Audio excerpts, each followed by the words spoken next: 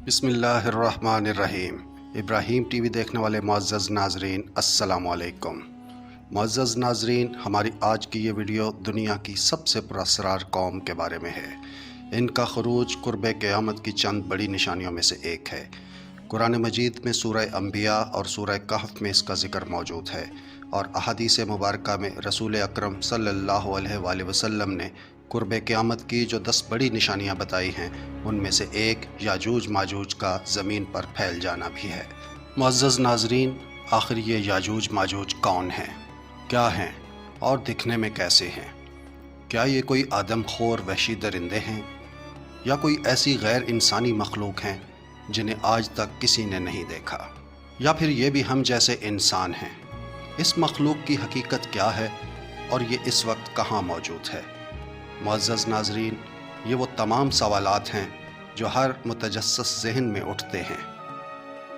معزز ناظرین، یہ موضوع اگرچہ بہت ہی وضاحت طلب ہے، لیکن ہماری کوشش ہوگی کہ ہم اس ویڈیو میں قرآن و حدیث کے مطابق اس کا مختصر سا جائزہ لے سکیں۔ معزز ناظرین، اسلام میں یاجوج ماجوج کا ذکر قرآن اور حدیث دونوں میں ملتا ہے، اور اسے قرب قیامت کی 10 بڑی نشانیوں میں سے ایک کہا جاتا ہے، جس میں فتنہ دجال، حضرت عیسیٰ علیہ السلام کی واپسی کا ذکر بھی شامل ہے۔ اس فتنے کا ذکر گوگ اینڈ میگوگ کے نام سے تورات میں بھی موجود ہے۔ غور کرنے کی بات یہ ہے کہ یاجوج ماجوج کی بات کہاں سے شروع ہوئی اور ان کا تاریخی پس منظر کیا ہے۔ معزز ناظرین، حضور اکرم صلی اللہ علیہ وآلہ وسلم کے دور میں کچھ عرب ایک یہودی عالم کے پاس گئے اور اس سے صلاح مشورہ کیا کہ حضور اکرم صلی اللہ علیہ وآلہ وسلم سے ایسا کیا سوال پوچھا جائے جس سے آپ صلی اللہ علیہ وآلہ وسلم کے نبی ہونے کی حقیقت واضح ہو جائے۔ اس یہودی عالم نے عربوں کو 3 سوال پوچھنے کا کہا، جن میں سوال نمبر 1، وہ کون سا شخص ہے جو دنیا کے 3 کونوں تک گیا؟ سوال نمبر 2، اصحاب کہف کون تھے؟ سوال نمبر 3، روح کیا ہے؟ معزز ناظرین، آج کی اس ویڈیو میں ہمارا موضوع بحث صرف سوال نمبر 1 ہی ہوگا۔ اللہ رب العزت نے اس سوال کا جواب اپنے پیارے محبوب کو قرآن کریم میں کچھ یوں عطا فرمایا۔ یہ آپ سے پوچھتے ہیں اے نبی صلی اللہ علیہ وآلہ وسلم ذوالقرنین کے بارے میں، آپ فرما دیجئے میں تمہیں اس کی کچھ خبر دیتا ہوں۔ معزز ناظرین، اس آیت مبارکہ میں ذوالقرنین نام کی شخصیت کا ذکر کیا گیا ہے، اور یہ وہی شخصیت ہیں جن کے بارے میں اس یہودی عالم نے سوال پوچھا تھا کہ وہ کون سا مسافر ہے جو دنیا کے 3 کونوں تک گیا۔ معزز ناظرین، ذوالقرنین کے بارے میں سب سے پہلے تفصیلی تحقیق مولانا ابوالکلام آزاد نے کی۔ ان سے قبل ہمارے محققین کے علم میں نہیں تھا کہ سکندر اعظم کے علاوہ بھی کوئی ایسا بڑا بادشاہ گزرا ہے جس نے اس قدر کثیر فتوحات کر رکھی ہوں۔ چونکہ سکندر اعظم، جسے الیگزینڈر دی گریٹ بھی کہا جاتا ہے، بہت ہی بڑا فاتح حکمران تھا۔ وہ مقدونیہ سے چل کر علاقے فتح کرتا ہوا برصغیر تک پہنچ گیا تھا، لہٰذا محققین کے نزدیک قرآن کریم میں مذکور ذوالقرنین نامی شخصیت در حقیقت سکندر اعظم ہی تھا۔ معزز ناظرین، مگر ایسا نہیں ہے۔ قرآن کریم جس طرح ذوالقرنین کی سیرت و کردار کا ذکر فرماتا ہے، وہ کسی بھی لحاظ سے سکندر اعظم سے کوئی مطابقت نہیں رکھتی۔ معزز ناظرین، مولانا ابوالکلام آزاد کے مطابق ذوالقرنین 580 قبل مسیح میں پیدا ہونے والے ایک ایرانی بادشاہ تھے، جنہیں یونانی سائرس دی گریٹ اور ایرانی کورش کبیر یا کورش بزرگ کے نام سے جانتے ہیں۔ دراصل کورش نام ہی بدل کر بعد میں یونان میں سائرس ہوا۔ معزز ناظرین، ذوالقرنین کے لفظی معنی ہے 2 سینگوں والا۔ یہ 2 سینگ دراصل ذوالقرنین کے زیر اثر 2 سلطنتیں میدیا اور پارسا کو ظاہر کرتے تھے۔ چونکہ ذوالقرنین سے قبل ایران 2 ملکوں یعنی میدیا اور پارسا میں منقسم تھا، ذوالقرنین ایک ایسے بادشاہ کے طور پر ابھرے جنہوں نے ان دونوں کو ملا کر ایک حکومت قائم کی۔ معزز ناظرین، یہیں سے ایران کی عظمت و سربلندی کے ایک سنہرے دور کا آغاز ہوا۔ چند دہائیاں قبل جب ایران میں شہنشاہ ایران کی بادشاہت عروج پر تھی تو کورش کبیر یعنی سائرس دی گریٹ کی 2500 سالہ برسی منائی گئی تھی۔ معزز ناظرین، جب ذوالقرنین کا مقبرہ کھودا گیا تو یہاں کھدائی کے دوران 2 سینگوں والا ایک مجسمہ بھی دریافت ہوا۔ ان 2 سینگوں کے درمیان نمایاں طور پر جڑے گئے دنیا کے 3 حصے نمایاں تھے جہاں جہاں ذوالقرنین نے سفر کیا تھا اور ان کو فتح کیا تھا، جن میں مغرب کی جانب بحیرہ روم یعنی میڈیٹرین سی سے ملحقہ تمام علاقہ، اور مشرق کی طرف ایران، افغانستان اور بلوچستان کا علاقہ، اور شمال کی جانب کیسپین سی اور بلیک سی کے درمیان موجود پہاڑی سلسلوں کا علاقہ شامل ہے۔ معزز ناظرین، حضرت عمر رضی اللہ تعالیٰ عنہ کے دور خلافت میں بھی مسلمانوں کے 3 لشکر ہی نکلے تھے۔ ایک لشکر شام سے ہوتا ہوا مصر کی جانب، ایک عراق سے ہوتا ہوا ایران کی جانب، اور تیسرا لشکر شمال کی جانب کوہ کاف جسے کوکیشیا بھی کہا جاتا ہے وہاں تک گیا اور فتوحات حاصل کی۔ معزز ناظرین، لیکن سوال یہ پیدا ہوتا ہے کہ یہودی ذوالقرنین کو کیسے جانتے تھے؟ اس سوال کے جواب کے لیے ہمیں 587 قبل مسیح کی بیبلونیا یعنی موجودہ عراق کی تاریخ میں جانا پڑے گا۔ بیبلونیا اس وقت کی مضبوط ترین ریاست سمجھی جاتی تھی۔ بیبلونیا کے بادشاہ نبوخت نیزر نے 587 قبل مسیح میں یروشلم پر حملہ کیا اور اسے تباہ و برباد کر کے رکھ دیا، اور وہاں موجود یہودیوں کو قیدی بنا کر اپنے ساتھ لے گیا۔ یہ یہودی وہاں کافی لمبے عرصے تک قید و بند کی مصیبت جھیلتے رہے۔ پھر جب ذوالقرنین نے فتوحات کا سلسلہ شروع کیا تو 539 قبل مسیح میں سب سے پہلے بیبلونیا کو ہی فتح کیا۔ ذوالقرنین نے یہاں کوئی خون خرابہ نہیں کیا، بلکہ اس کے برعکس انتہائی کم مزاحمت کے ساتھ تمام علاقے کو فتح کر لیا، کیونکہ وہ انتہائی رحم دل اور خدا خوفی رکھنے والے بادشاہ تھے، جیسا کہ قرآن کریم میں ذکر ہوا ہے۔ وہ جس علاقے میں جاتے لوگ ان کے اعلیٰ اخلاق اور مثالی کردار سے متاثر ہو کر ان کی فوج میں شامل ہو جاتے۔ لہٰذا ذوالقرنین نے یہاں موجود یہودی قیدیوں کو یہ کہہ کر آزادی دے دی کہ تم لوگ جاؤ اور یروشلم کو پھر سے آباد کرو۔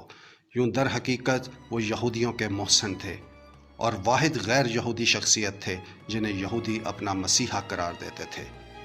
معزز ناظرین، بیبلونیا پر قبضے کے بعد ذوالقرنین نے اپنا مشہور زمانہ فرمان جاری کیا، جو آنے والی نسلوں کے لیے ایک نیا قانونی آئین بنا، جس کی نقول آج بھی ایرانی پارلیمنٹ، برٹش میوزیم اور یونائیٹڈ نیشن اسمبلی کی بلڈنگز میں موجود ہیں، اور کہا جاتا ہے کہ امریکی اور یورپی سیاستدان ریاستی اور حکومتی معاملات چلانے کے لیے ان قوانین کا مطالعہ کرتے ہیں۔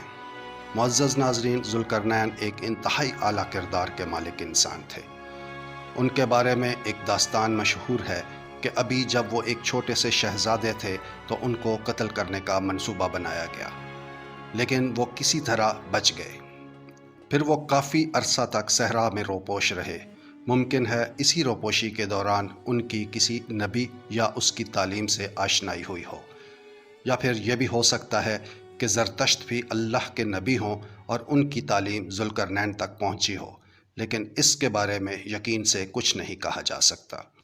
معزز ناظرین، سورہ کہف کی آیت نمبر 84 سے آیت نمبر 93 تک کی آیات میں ذوالقرنین کے 3 علاقوں کے سفر کرنے کا تذکرہ ہے، جن میں پہلا سفر مغرب، دوسرا مشرق اور تیسرا سفر 2 پہاڑی سلسلوں کی جانب ہے۔ معزز ناظرین، علماء اور محققین کے مطابق یہ تمام سفر دراصل فتوحات کے سلسلے ہیں، جن میں سے پہلا سلسلہ اور پہلا سفر مغرب کی جانب ہے۔ چونکہ پرانے وقت میں لوگوں کو آج کی طرح نقشوں کا علم نہیں تھا، لہٰذا جب ذوالقرنین مغرب کی جانب بڑھتے ہوئے بحیرہ روم کے ساحل تک پہنچے تو انہوں نے سورج کو بحیرہ روم کے گدلے پانی میں ڈوبتا پایا۔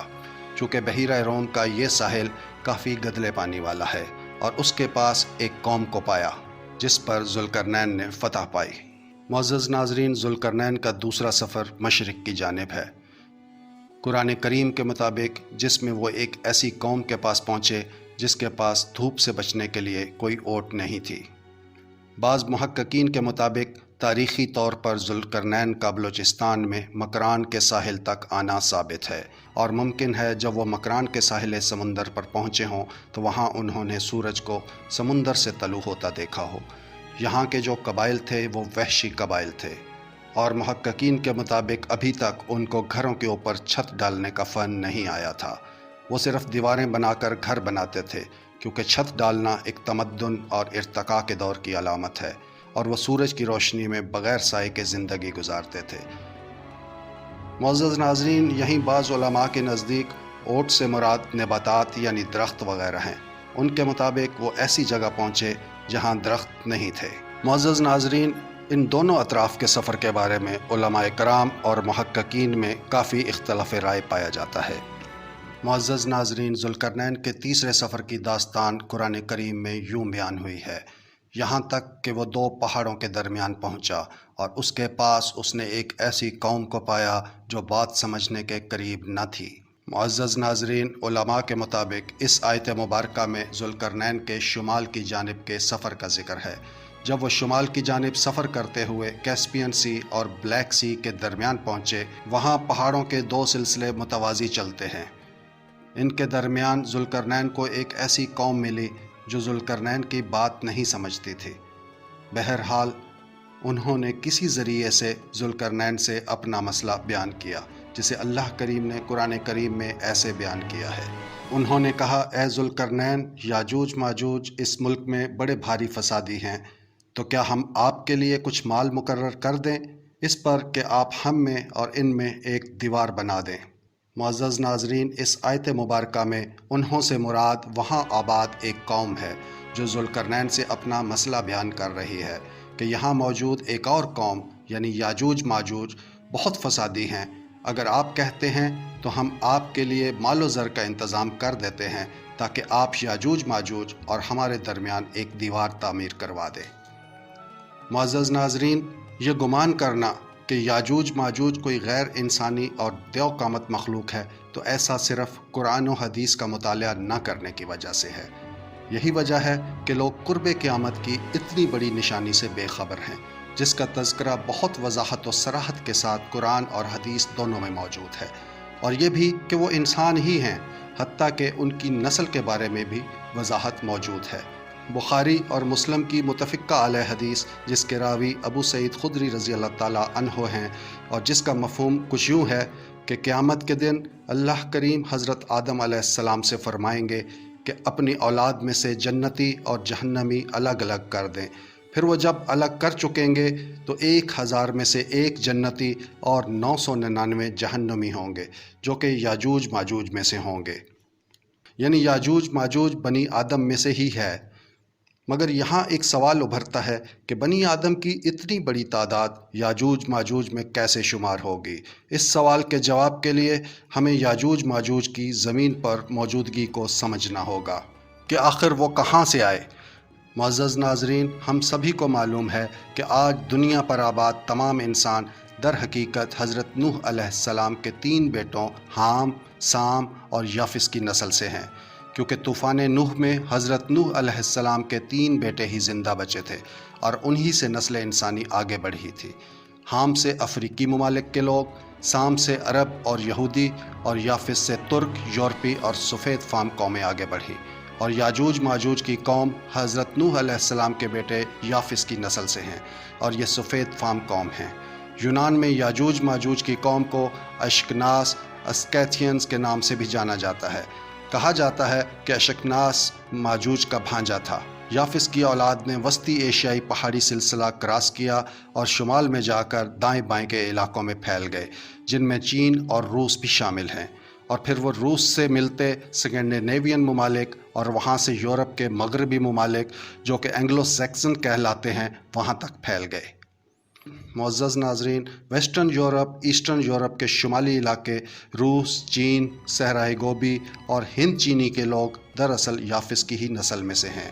یافس کے جن بیٹوں کے نام تورات میں آئے ہیں ان میں گوگ اینڈ میگوگ، ماسک اور توبال شامل ہیں، اور ممکن ہے ماسکو موسک نے ہی آباد کیا ہو اور توبال سے بالٹک سی کا نام پڑا ہو۔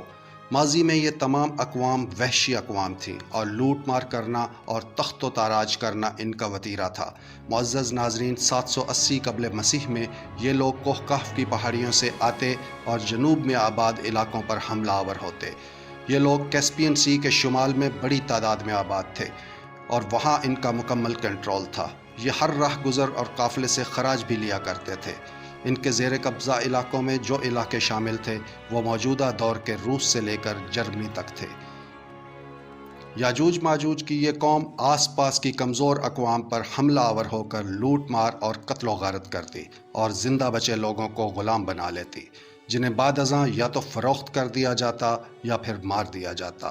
اس کے علاوہ جو تجارتی قافلے ان کے علاقوں سے گزرتے ان سے بھاری خراج وصول کیا جاتا اور خراج نہ ملنے پر مار دیا جاتا۔ لہٰذا انہی وجوہات کی بنا پر ذوالقرنین سے مدد مانگی گئی، جیسا کہ آیت مبارکہ میں ذکر ہوا ہے کہ آپ ان یاجوج ماجوج اور ہمارے درمیان دیوار بنوا دیں تاکہ ہم ان کے حملوں سے محفوظ ہو جائیں۔ اس کے لیے وہ مال و دولت دینے کو بھی تیار تھے، مگر قرآن کریم کے مطابق ذوالقرنین نے ان کی التجا کو تو قبول کر لیا، مگر ان کی جانب سے کی گئی مال و زر کی پیشکش کو رد کر دیا اور فرمایا کہ تم صرف اپنی مین پاور اور فوج سے میری مدد کرو، میں تمہارے اور یاجوج ماجوج کے درمیان ایک بند بنا دیتا ہوں۔ یہاں یہ بات قابل غور ہے کہ اس قوم نے دیوار بنانے کی التجا کی، مگر ذوالقرنین نے ان کو بند بنا کر دینے کی آفر کی۔ معزز ناظرین، چونکہ یہ دیوار دو پہاڑوں کے درمیان بنائی گئی تھی اس لیے اس کو بند کہا گیا ہے۔ جیسے پہاڑوں کے درمیان دیوار کو پانی روکنے کے لیے بنایا جاتا ہے، ایسے ہی یہ بند یاجوج ماجوج کے حملوں کو روکنے کے لیے بنایا گیا۔ معزز ناظرین، اس سے آگے کی آیت مبارکہ میں اللہ رب العزت ارشاد فرماتے ہیں، مجھے لوہے کی چادریں لا کر دو، یہاں تک کہ اس نے دو دیواروں کے بیچ بند کھڑا کر دیا اور کہا کہ دہکاؤ، حتیٰ کہ اسے آگ بنا دیا، اور کہا مجھے لا کر دو، میں اس پر پگھلا ہوا تانبا انڈیلوں گا۔ معزز ناظرین، اس آیت مبارکہ میں لوہے اور تانبے کا ذکر ہوا ہے، جس سے ذوالقرنین نے ان کو کنکریٹ سے بھی زیادہ مضبوط دیوار بنا دی تھی۔ اس آیت کی وضاحت میں بعض محققین کا خیال ہے کہ بند دراصل دیوار کی طرز پر ہی بنایا گیا تھا اور اس میں لوہے اور تانبے کو پگھلا کر کئی دروازے بنائے گئے تھے اور یاجوج ماجوج کے حملوں کے وقت ان دروازوں کو بند کر دیا جاتا تھا۔ ان محققین کے مطابق یہ دیوار موجودہ دور کے داغستان کے شہر دربند اور دریال کے درمیان موجود تھی۔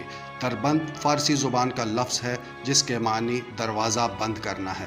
اس علاقے کے مغرب میں کوہ کاف کا پہاڑی سلسلہ موجود ہے اور مشرق میں بحیرہ خزر یا کیسپین سی واقع ہے، اور یہ وہی جگہ ہے جہاں ذوالقرنین نے یاجوج ماجوج کو روکنے کے لیے بند بنایا تھا۔ آج کے دور میں اس بند کا جنوبی حصہ کافی حد تک مسمار ہو چکا ہے، مگر شمالی حصہ کچھ حد تک موجود ہے۔ اس دیوار کو دیوار چین کے بعد دوسری بڑی دفاعی دیوار بھی کہا جاتا ہے۔ اس دیوار کی لمبائی 50 میل، اونچائی 29 فٹ اور چوڑائی 10 فٹ ہے، اور یہ دیوار دربند اور داریال کے درمیان موجود تھی۔ اس سے اگلی آیت مبارکہ میں اللہ کریم ارشاد فرماتے ہیں، پس تو ان میں اس دیوار پر چڑھنے کی طاقت نہ تھی اور نہ اس میں کوئی نقب لگا سکتے تھے۔ کہا جاتا ہے کہ جو بند ذوالقرنین نے بنایا، دربند کے لوگ اس کی چھت پر چڑھ کر پہرا دیا کرتے تھے، اور جب بھی یاجوج ماجوج کی قوم کے لوگ اوپر چڑھنے کی کوشش کرتے تو ان کے حملے کو پسپا کر دیا جاتا تھا، لہٰذا ان کے پاس اس کا کوئی توڑ نہ تھا۔ اس سے اگلی آیت مبارکہ میں اللہ کریم ارشاد فرماتے ہیں، فرمایا یہ سب میرے رب کی رحمت ہے، ہاں، اور جب بھی میرے رب کا وعدہ آئے گا وہ اسے ریزہ ریزہ کر دے گا، بے شک میرے رب کا وعدہ سچا اور حق ہے۔ معزز ناظرین، یہ دیوار اب زمین بوس ہو چکی ہے، جبکہ اکثر لوگوں کا اب بھی یہی خیال ہے کہ جو بند ذوالقرنین نے باندھا تھا وہ اب بھی قائم ہے۔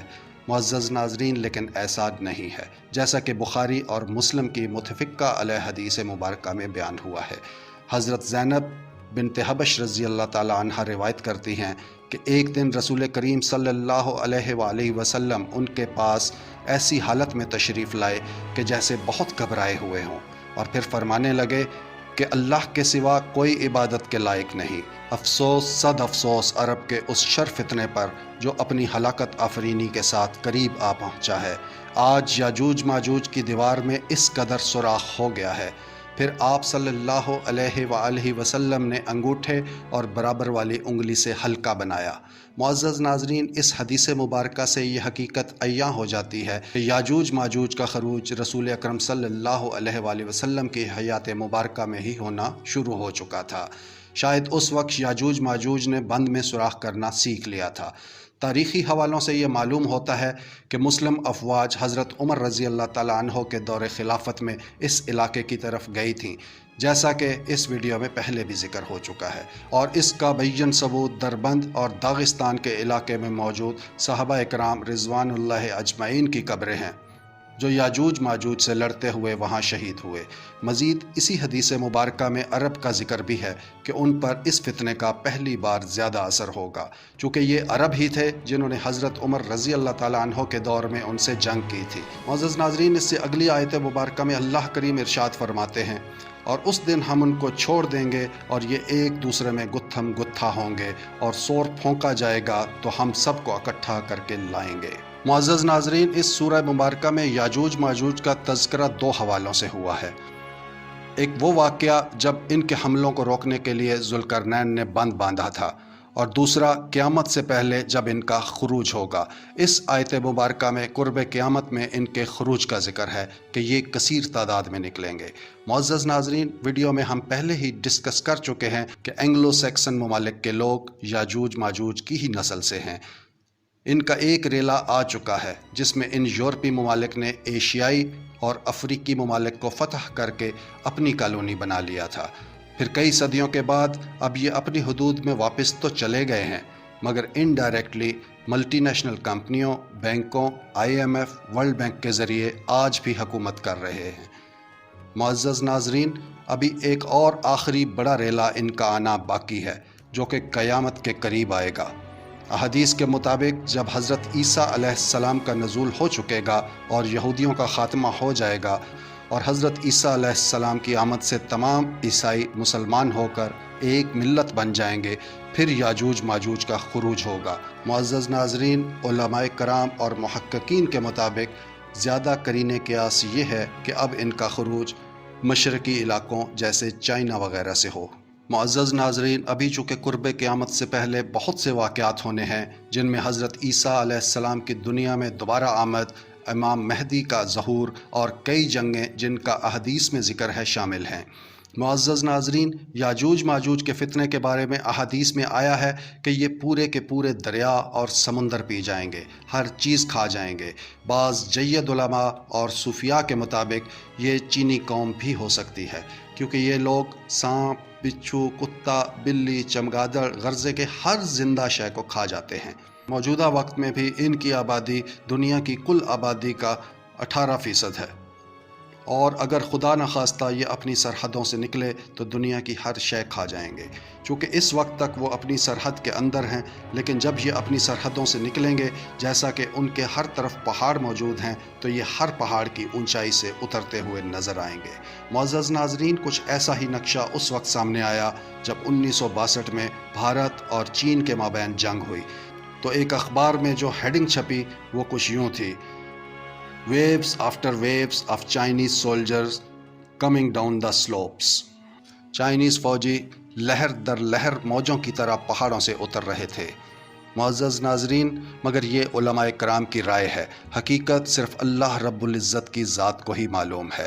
اللہ رب العزت ہم سب کو ہر قسم کے شر، فتنے اور مصیبت سے محفوظ رکھے، آمین۔ اللہ حافظ۔